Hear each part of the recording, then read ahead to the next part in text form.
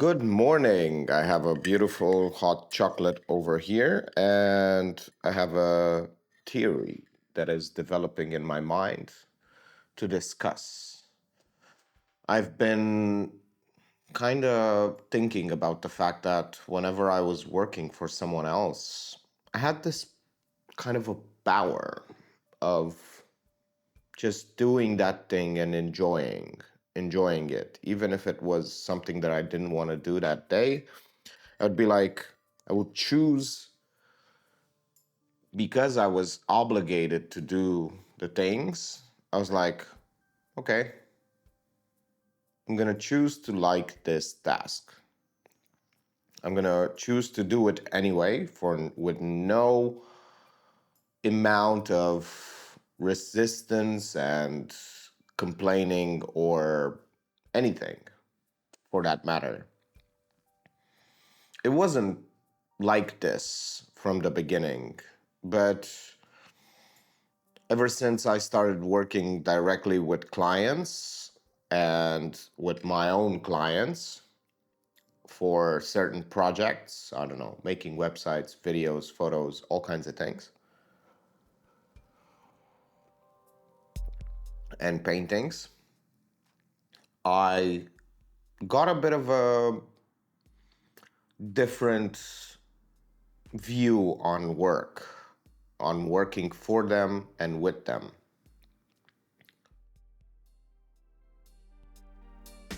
As in, I don't even, when they tell me to do something, I don't question it. I don't do anything. I just do that thing because I am there to finish the project as fast as possible and get my money. And if they take decisions, that's perfect because I then don't have to take any decisions for them. So it speeds up the process instead of making it slower. And if I question those decisions, even if they are not good decisions, if I question them, then the process is halted until the dispute is resolved. And I just don't. I try a bit if to see if the person is really aware, and if I find out that the person will get hurt or will get a bitter taste in their mouth because of the dispute, I'm never gonna suggest a better alternative ever again. Especially when the alternative means for me to work more, because most of the times that's what it is. And I don't even realize it that I'm doing more work for the same money if I do it my way. So why would I do that? If, well, I try to do it, but as long as the person is open to it. If they are not, I'm not going to do it and I'm not going to question anything. I'm just going to do whatever they do, and that has become their project, not my project anymore. It's like I'm here just to do as I am told. And that's exactly when it comes to employment, it's the same thing. I'm there to do exactly as I am told. I don't question anything. I don't have disputes. I don't do anything. And I feel very happy about the fact that I'm doing my thing, and that's all. And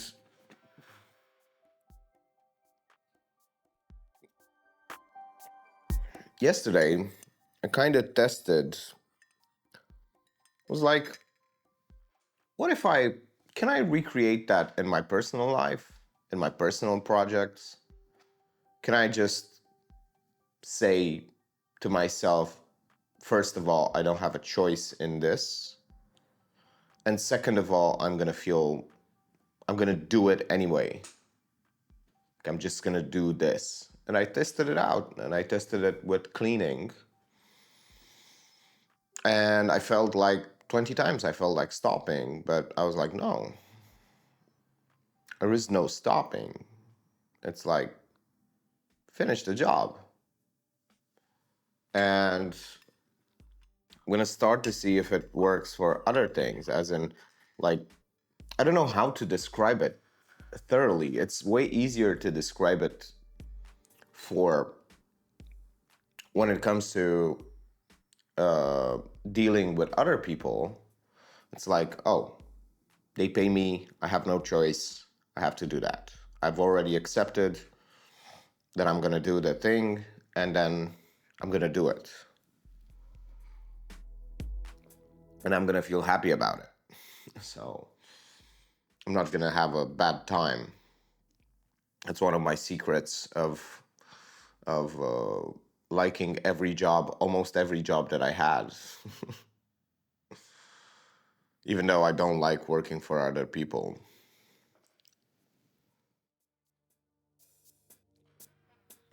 Like I have a problem with people telling me what to do.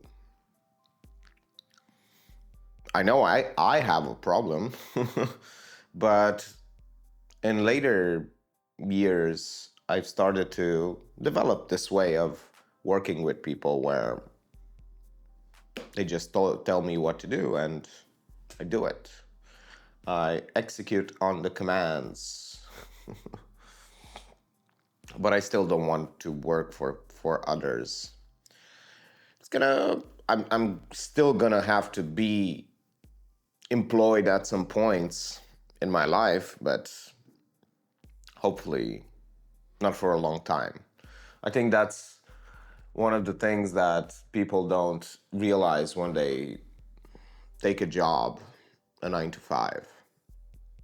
It's like, take it for a reason. Like, have a reason in mind for which you take that gig, that 9 to 5. Like, you can find jobs where you can learn how to do things. You can find jobs where you understand how to start a business. You can find jobs where you can understand how to make a product. You can find jobs where you can understand how to sell.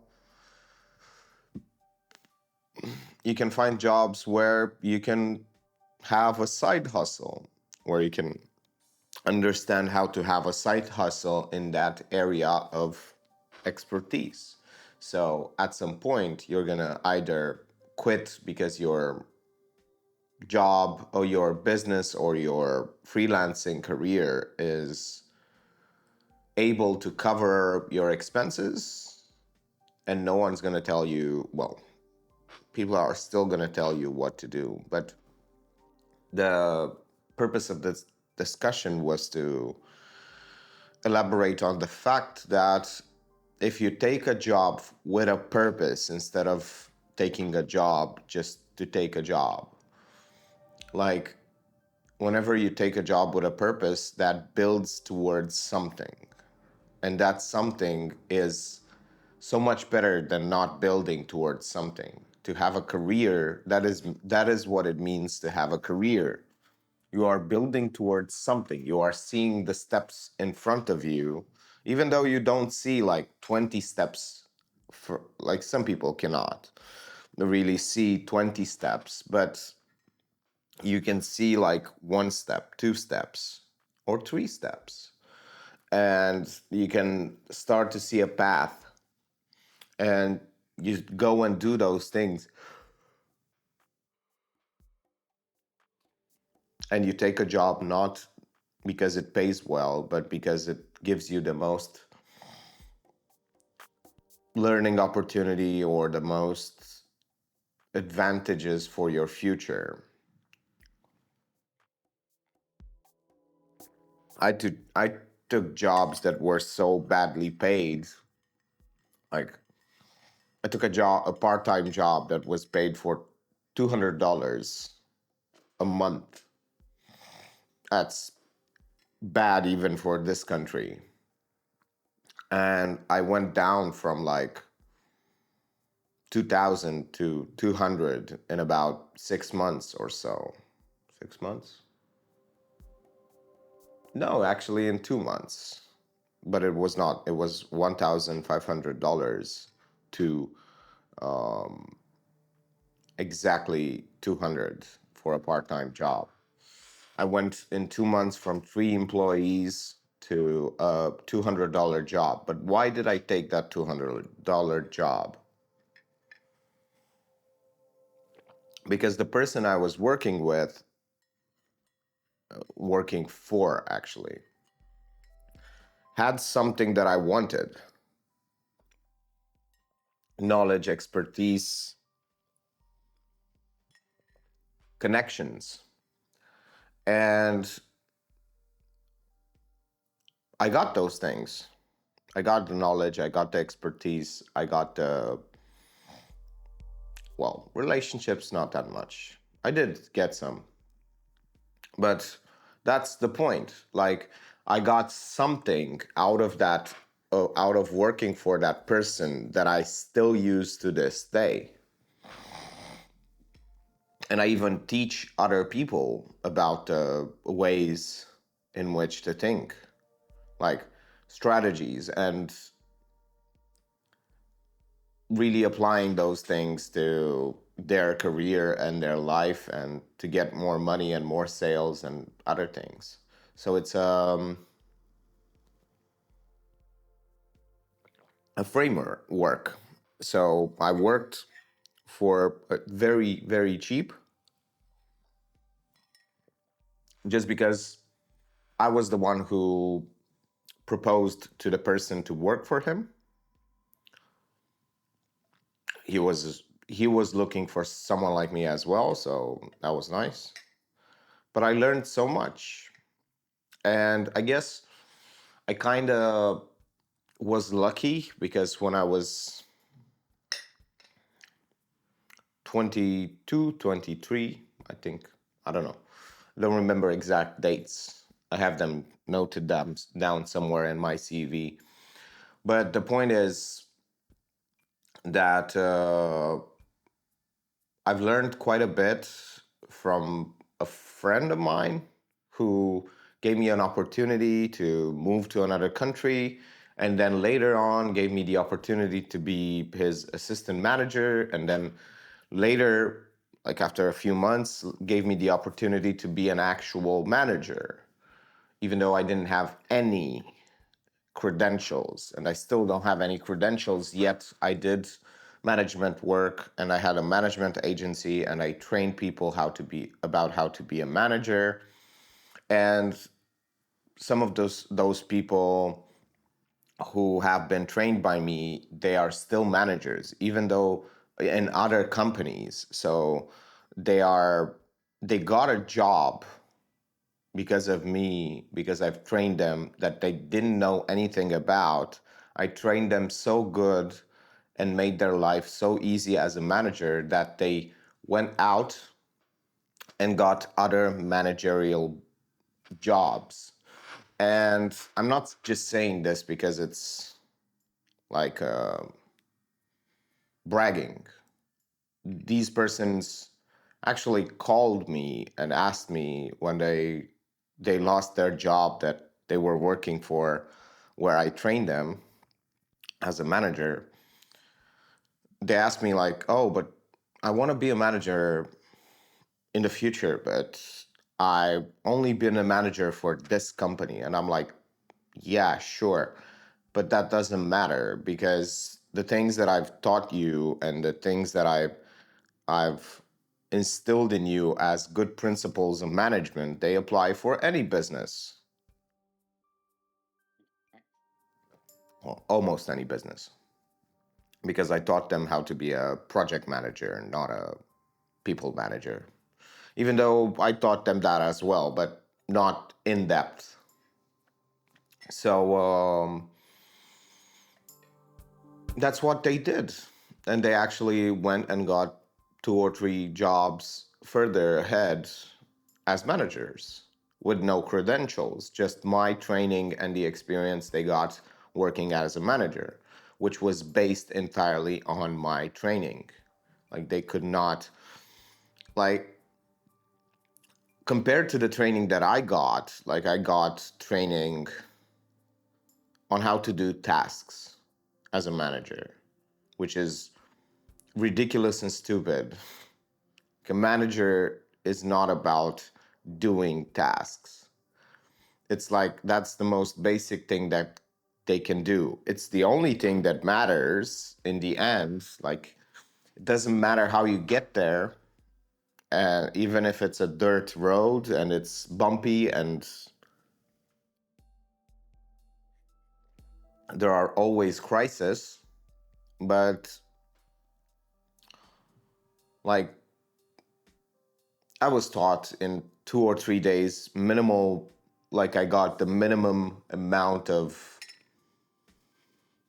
like training, and I got super frustrated after a few months because that way of doing things was like so bad, and it generated so many problems that I had to solve, and the job was so stressful.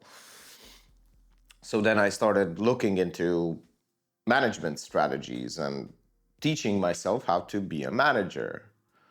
And I did, and I stumbled upon an idea, which was that we tend to think in business that all the problems are different. Every problem is different. Instead, usually it's just one or two problems just repeating itself because we have a broken system. They are repeating themselves, but some points are different. Like the person is different, the client is different, the project is different, something else is different, just a little bit, but the problem, the overarching problem is the same because the underlying cause is the broken system that you have in place of managing and preventing that problem. So this idea was revolutionary for me because it differentiated between a good manager and a bad manager and an extraordinary manager. And like the bad manager is a crisis manager. They are dealing every day with the crisis, with just putting out fires everywhere and dealing with problems every single hour that they work as a manager. And that's so bad. So bad. And a good manager is one who tries to like fix and see how to eliminate some of the problems. And a great manager is one who does both. Like he is both an amazing manager, actually, because that's the word I used. They try to both um, prevent, like they are good in a crisis and they are also good at preventing problems. So they are a prevention management. They are not crisis manager. So yeah, the difference between prevention and crisis management. And that's, I think, one of the most important things, like to be able to prevent things and make your job like 10 times easier. By the end of the the systems that I've implemented in my own work, because I didn't have to, like, I really didn't have to change the whole company. I only had to change my work and my workflow and the way that I was managing projects. I had a bit of freedom to do that, so people wouldn't know exactly what I was doing differently because I was setting different deadlines for different things because I was taking better decisions. And that made me able to do my job. I was actually supposed to work from 9 to 5. And I was sleeping until 12. I was waking up every hour to check my emails and to send some emails. I was having an alarm every hour. And I was sleeping until 12 or 1 o'clock. And then I was going and working from 12 or 1 to 5. And still, I didn't have to do anything more than, let's say, 20 or 30 minutes an hour of work. So every 60 minutes, I would do 20 or 30 minutes.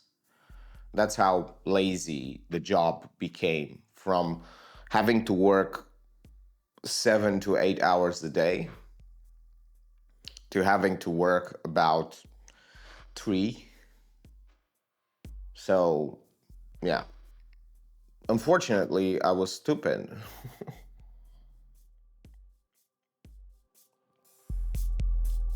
because I was paid by the hour and I wasn't paid by like a fixed salary. So that would have been great if I had a fixed salary, but I basically got a pay cut for getting better.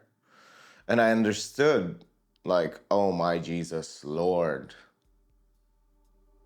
when I realized the fact that it went 2 or 3 months, like 2 months like this, until I got really, really pissed. I was like, oh my God, this is a bad system.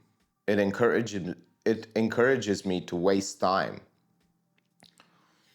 And the funniest thing happened. Like the manager that I trained after me was not stupid. They understood that if they don't bill close to the maximum amount of hours, then they lose money, because if they get better, then they're gonna lose money. So they purposely made, they didn't lie, they just purposely made a cumbersome system.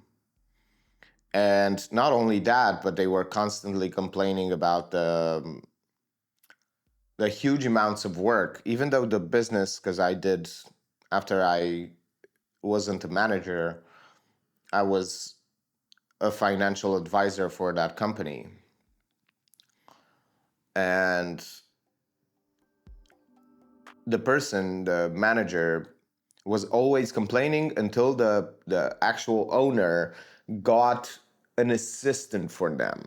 I'm like, Jesus Christ. But that came to bite them in the back, because the assistant learned how to do the job and they were less paid. And when they took a vacation, like the manager took a vacation, the assistant was ready to take the job. And once the owner realized that they basically got another manager for cheaper for a period of time, they fired the manager. They kept them for a few more months and then they fired them. So, yeah. So the manager that I trained, because they built a bit of a cumbersome system and they built checks and balances in place, they put things in place that were like really repetitive, and they were necessary but not really important. And it was just minutia work, like double checking things when you don't have to double check them, because even if you get it wrong, there is no consequence. Like, absolutely no consequence. You don't miss a deadline. The person who you're sending the project to do it, those are not really, that's the point. Like, let's say there are 5 steps in the system, 1, 2, 3, 4, 5, to get a project done. And one is like getting the project, understanding the project, building a team, whatever, everything else. And you can basically just do the 5 and the project will be amazing and you will not have any problems, because in these 5 steps you have like something to do with like prevention of problems. But you can complicate that to a 10-step process, because you then have to say you can add another step, which is finding the ideal team.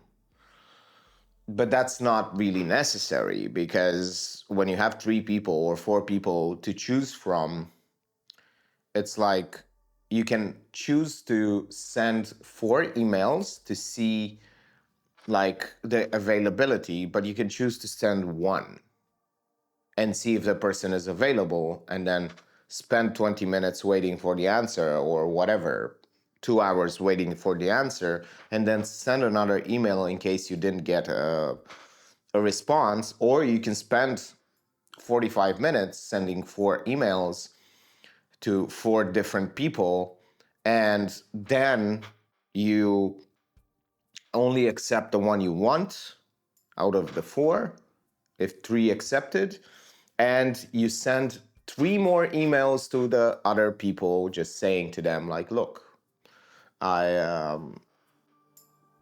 found someone else, or whatever. So it's stupid, in my opinion, because you don't gain anything from doing that. You waste your time and the company's time. Money, the company's money.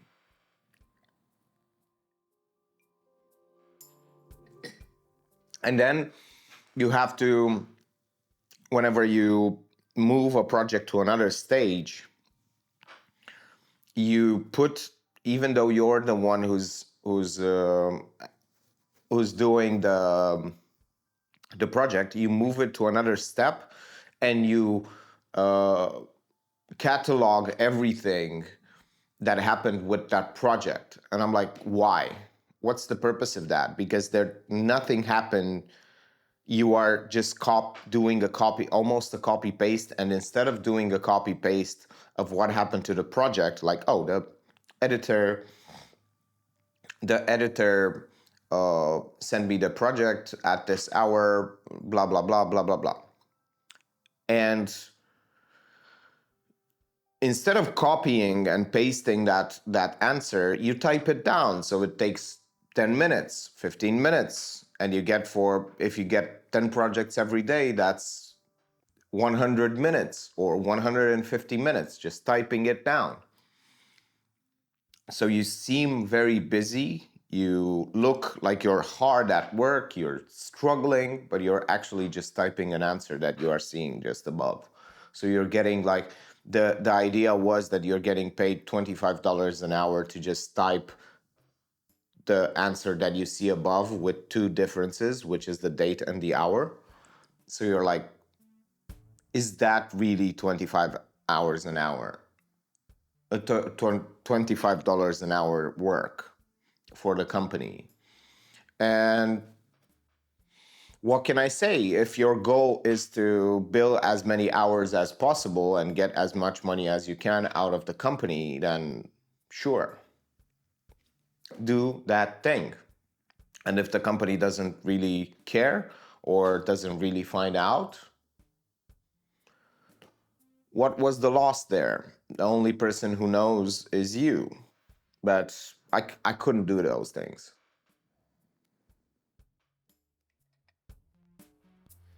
So I'm still happy that I actually learned so much about the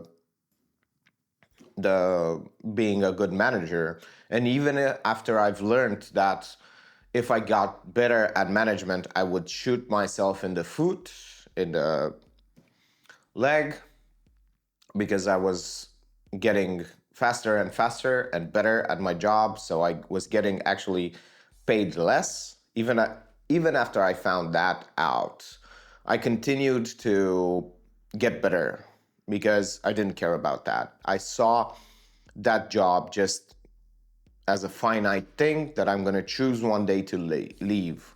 And all the things that I've learned, I'm going to have until the end. And that's exactly what happened.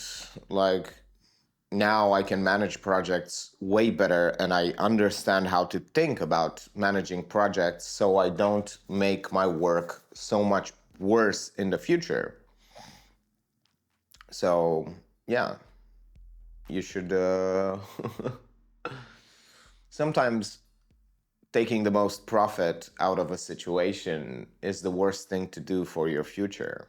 So, take jobs that are building towards something greater than just money in the now, like a salary. Take jobs for personal fulfillment, for career purposes, for if you see a roadmap for your future. Take jobs to learn something, take jobs to understand a subject that you know close to nothing, but you know it's important for your career. So today was a very interesting and funny day because I had some interesting ideas and some interesting discussions with some of my friends. I actually sent the same thing to multiple people, to multiple friends, because I was thinking that it is quite interesting and quite like I got a big insight on why people tell me that I'm a bit abrasive or I'm a tough pill to swallow. And the idea goes a bit like this: I almost never get angry. That's why it's hard for me to really understand why people get so attached to their own ideas and their own conclusions. Because this attachment to your own ideas and your own conclusions does not really have a good purpose. The only purpose is that whenever faced with proof and evidence to the contrary of your conclusions and ideas, you if you are attached, you don't have to recalibrate and judge all of your values and understand if you are living correctly according to your values or you lived inside of a bubble or a lie. So the only purpose of this attachment is to not examine your values and your beliefs. It is faith. It is based in faith. And I'm starting to conjure up Mr. Jordan Peterson. Um, the idea is that that attachment really makes you live in a false with I should say with a false perspective of the world. But it's not about false or true, because let's say you are in a situation where someone did something because they don't like you, and your first idea in your mind is this person did that because they don't like me. And that is 100% true. That's exactly what they did. That's exactly why they did it. But you don't question that further, because if something is true, it's not always useful. Like the sky is blue. This person did that because they don't like me. That's not really useful. If we question it, if we question not the idea that the sky is blue, because that's easily provable that it's not blue, it's not any color. Anyway, complicated ideas. But with in this scenario with this person, you got angry because this person did something that because they retaliated just because they didn't like you.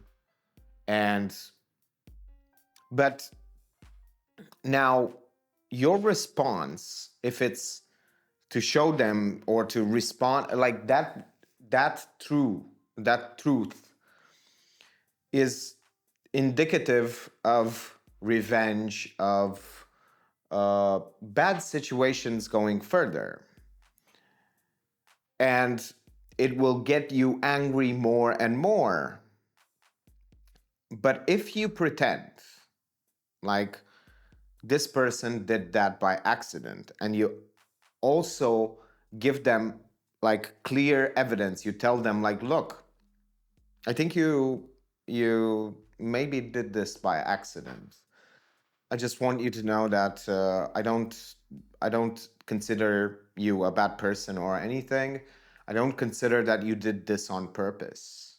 You put them in this situation where they're gonna be like, no, they're gonna be like, I did it on purpose, or they're gonna be like, no, I didn't do it on purpose. It was an accident.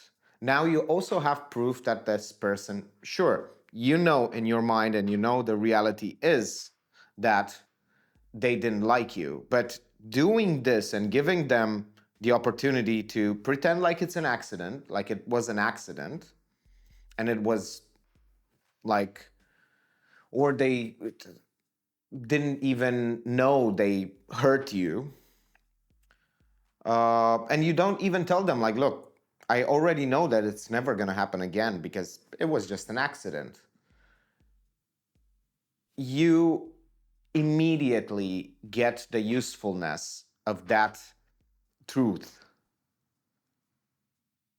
even if the person lies to you and is going to hurt you a second time. You're just going to be, oh, it happened again, you know. But then you can take action, like you can take action in the sense that you shouldn't stay around that person, like. And the same idea, like, I told this person that, but I don't expect them to like me or to change their attitude towards me. I just told them that it was probably an accident, but I will never put myself in that situation again with that person who hurt me, because I know now that they did it by with malice intent. So malicious intent.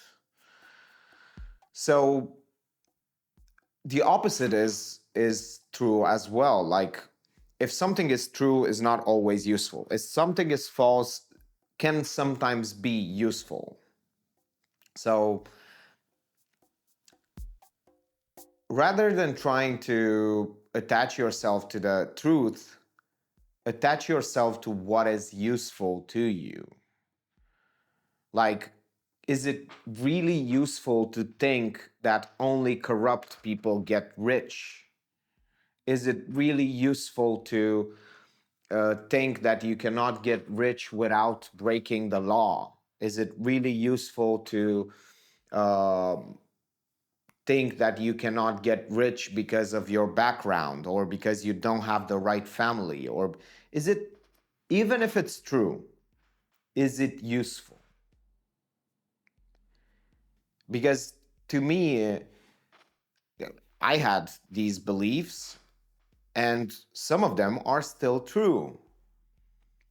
But whenever I say them, they sound like excuses. I have a I have a title card for that. Skills, clarity is going to be very good, but principles, judgment, failure, excuses. Excuse me.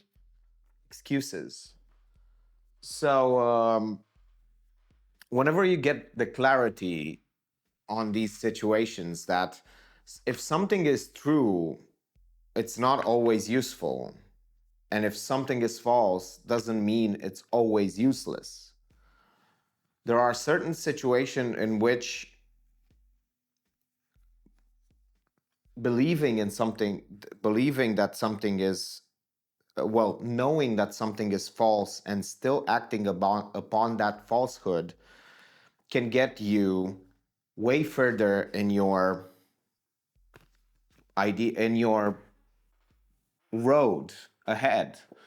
Because, and sometimes this idea of not being attached to the falsehood or the truth of a statement or a situation, an idea or a conclusion, it is also super interesting because it detaches you from the need to know everything, from the need to have perfect information before you take. Come on, I'm gonna find it fast. You already know what I'm gonna say. Before you take action, you don't need all the information. You don't need proof. You don't need anything. Like, I was in a situation where a friend of mine told me, like, oh, this person has, she's an author. She's a published author with 7 books and whatever. And I was like, yes. So that's why they're so much better than me. And I'm like, do the 7 books and I'm going to publish them for you. It's going to take you, and I calculated how much time it's going to take her, because they weren't like novels, like big books. These are small, but they weren't novels. They were just illustration books for children. It's like 1 page of text and 30 to 40 illustrations. She can do an illustration in 1 day or 2 in 1 day. So I was like, if you really want to be that, there is nothing stopping you, especially today where you can publish, because those books were nowhere, just on Amazon.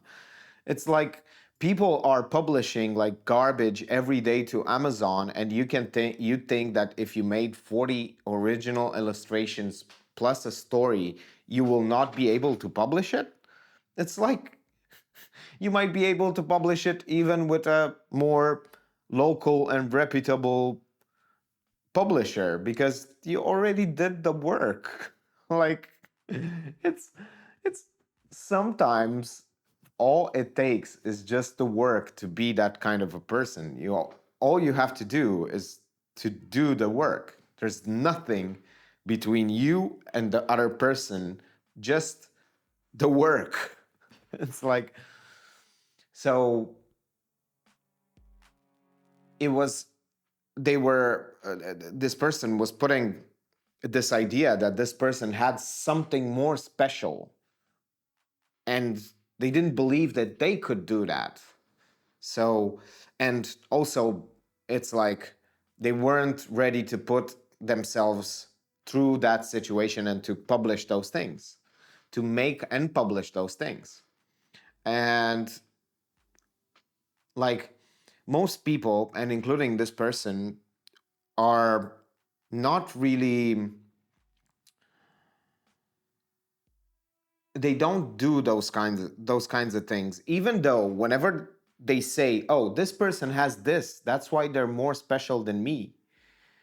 They identify a problem, they identify a thing that they want, because that's exactly what they value. They look at that, they admire that, they value that, they envy, or whatever it is, it's valuable for them.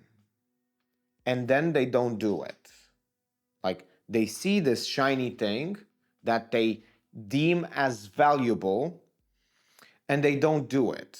And it's not because it wouldn't make them feel a bit better. It's because it wouldn't make them feel extremely better. They already know that if they did that, they will not feel any different. And sometimes that's exactly what happens. You don't feel any fulfillment. You don't feel any satisfaction. You don't feel any happier after you did a lot of work and you put a lot of work into something. You because of this word, because of this word, because the whole idea. I'm gonna find it. It's always almost the last one. Almost. Or 5 more. So because of this, because of judgment. They judge themselves every step of the way, and then they judge the end result, and they think that they can do better because they project themselves to they compare themselves to their ideal of that project, the ideal thing that they had in their mind. And whenever you, like, even if you write something down, like you try to make it as nice as possible, to write it as beautiful as possible, you're never going to be satisfied with the end result. And that's bad. Like, this really is what's stopping them. It's not the activity. It's not the fact that the the thing that they want, that they value, is not valuable, and it is not enough to fulfill them. It's not as if that thing cannot make them really, really happy. It can today. Like, starting this in 10 minutes, whenever they start, they they put themselves in that idea that I'm gonna have the most fun with this project. If it's not fun, I'm gonna give it away. I'm just gonna forget about it. Just gonna have fun. And I'm gonna have fun, and it's gonna be a fun process the whole way through. I'm doing this for fun. I'm doing this because I want to. I'm doing this because it's amazing. Okay, I lost a bit of the fun. What do I do now? Well, let's see what strategies can we find to make the activity so effortless that you not only publish 7 books, but you've published 70 books because it's so much fun. How are we going to see? How are we going to attend to that problem? And I think the easiest way is to just look at the things that you don't like and see if they are necessary. Are the things that I don't like about this process necessary? If they are, can I give them to someone else? And can I do only what's fun about this project? What's the fun part about this project? Okay, I'm gonna do that.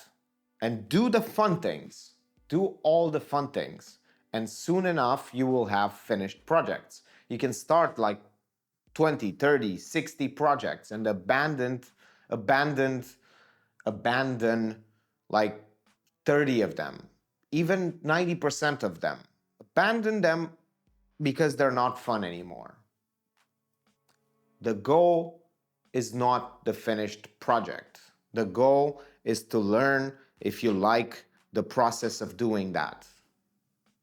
And learn about what you like, learn about what really, understand how to win in this sense. Like, what do you like? What engages you? What makes you really think for hours and contemplate and create and whatever you like? And do those things, even though you're not going to finish projects. You're not going to, personal projects. I'm not talking about work. Let's talk about personal projects, even if you don't finish them, even if you don't get the results that you want, you don't get the money, the fame, the whatever, the cars, the pretzels. You still did the things that you liked for that project. And you can still show something. I can show you something. Look, I ended up not liking this. I started this painting and I got bored by it. I got really, really bored. Yeah? Look, is it a bad painting? Is it an unfinished painting? According to me, yes. According to other people, maybe not. I didn't like some roses. I didn't like some things that happened around here.